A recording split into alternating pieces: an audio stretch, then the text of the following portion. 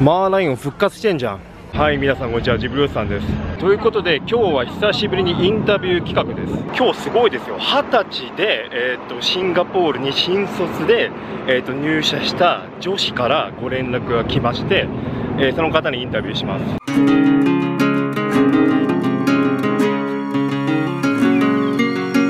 ご連絡いただいた。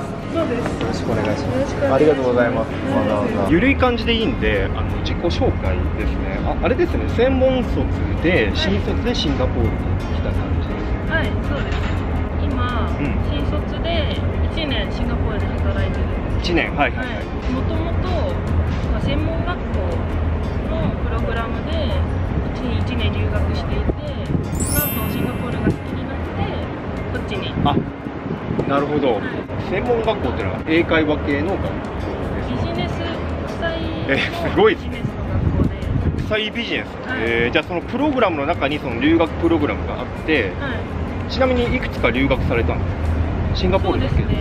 シンガポール1年留学する前に、フィリピンで2ヶ月語学学校に行きました。なるほどなるほど。じゃあそのフィリピンとシンガポールに海外経験があって、シンガポールの方がいいかなと思って来たみたいな感じですか？どういったところに惹かれたんですかね？そうですね、まず第一に安全確かに女性からしたらね、っていうのと、日本のものが多いので確かに確かに。最近ドンキもねできて、今3、4店舗ぐらいありますよね。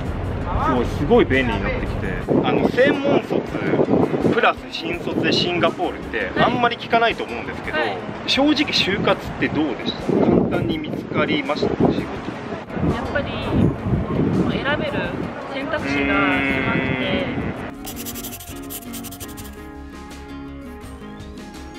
て、職種は何ですか？職種はカスタマーサポート。カスタマーサポート。出社は9時？出社は9時です。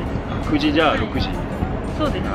定時で帰れますか？必ず定時。必ず定時ですね、やっぱり。でもなんかそんなイメージありますね、カスタマーサポート。そうですね、やっぱり時間が決まってるので。ハルポンさんの会社の給料とか福利厚生、有給の取得のしやすさとかについてお伺いしたいんですけど、給料は今聞くのあれなんで、その入社時の給料ってどれぐらいだったかって教えていただけますか？そうですね、大体日本の大卒の人がもらえるぐらい。なるほどなるほど。じゃあハルポンさん的には結構良かった。そうですね。日本の会社で働いてる友人とかいると思うんですけど、彼らの話とか聞いた上で、私の会社ってなんかこうなんだとか、いい意味でも悪い意味でもなんかあったりしますか？日本で働いてる人からよく聞くのは、朝礼があったりとか聞くんですけど、私の会社はないです。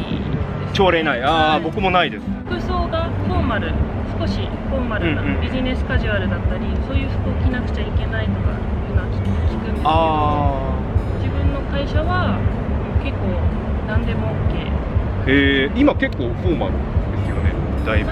いつもよりは普段じゃあもうちょっと緩くても OK な。やっぱそれはでも海外ならではって感じですよね。逆にそここはなんか微妙みたいな、答えにくいと思うんですけど顔出しなんで微妙なところ、そうですね、何か依頼をした時に大事なことでも結構遅かったりとか、例えばなんか有給とかがなぜか減ってたっていう時があってそういう時に連絡したのに返事が来たのが結構後みたいな。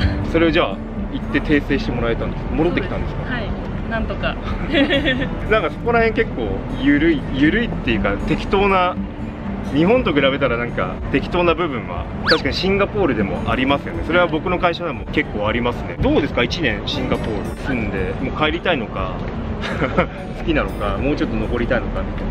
シンガポール住んで実は2年なんですけど、留学含めて。でもやっぱりこれからもシンガポールにいたいと思うし、やっぱ違う仕事にもチャレンジしてみたいなっていう。ですよね。まだ21歳だし、そのいたいって思うその理由というか結構珍しいじゃないですか。21歳で初就職がシンガポールでなんか親御さんも多分心配してる中なんかシンガポールに一人で来るっていうのがすごい行動力だなって思うんですけどやっぱりみんな卒業してからまずは日本っていう人が多いんですけど、やっぱりみんなと違う道をちょっと行きたいなと思っていて、なるほど、違う経験をしたいなと思ってて、でやっぱりシンガポール居心地がいいし、でこれからももっと英語を上達させたいっていうのもあるし、違う言語にも触れたいっていうのがあって、まだシンガポールに行きたいです。ちなみに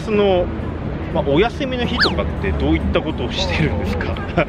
勤労休みですよね。そうです、勤労休みで、休みの日はビーチバレーをしてます。ビーチバレー、要はクラブに入ってて毎週やってるみたいな感じなんだ。そうですね、日本人のコミュニティでいっぱいビーチバレーしてます。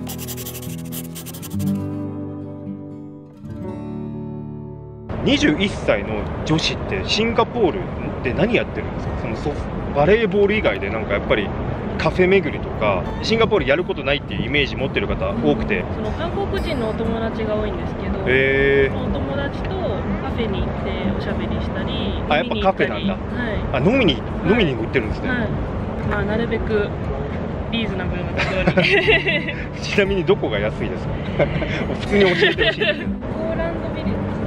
ポーランドビレッジ、よく前行ってましたね。なんかバーとか多いですよね。